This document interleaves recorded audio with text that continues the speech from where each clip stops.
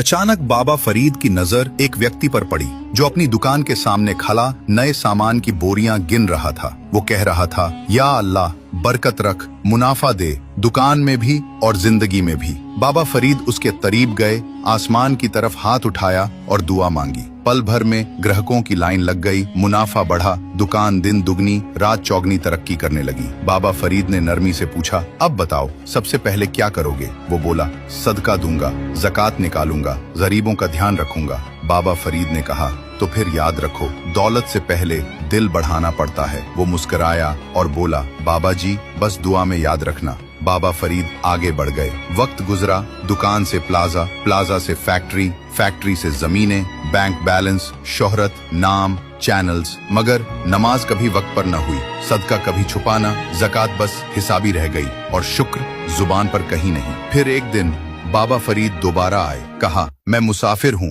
क्या एक दिन के लिए तुम्हारी दुकान के बाहर बैठकर पानी पी सकता हूँ? वो बोला, बाबा जी यहाँ कारोबार चल रहा है, लोग गलत समझेंगे, इमेज खराब होता है। बाबा फरीद ने सुकून से पूछा, मगर तुम तो कहते थे मुनाफा दे, बरकत रख, फिर अब अल्लाह के बंदे से इतना पर्दा क्यों? वो खामोश हो गया। बाबा फरीद मुस्कुराकर बोले, इंसान जब नेमतों में गुम होकर मुनम को भूल जाए तो दौलत रहती है, शुक्र उठ जाता है। ये तो तुम्हारा इम्तिहान था। ये कहकर वो आगे बढ़ गए। कुछ लम्हों बाद दुकान के बोर्ड से एक लाइट बुझी, फिर दूसरी, फिर सन्नाटा, मगर दिल में एक आवाज गूंजी, शुक्र कहाँ गया?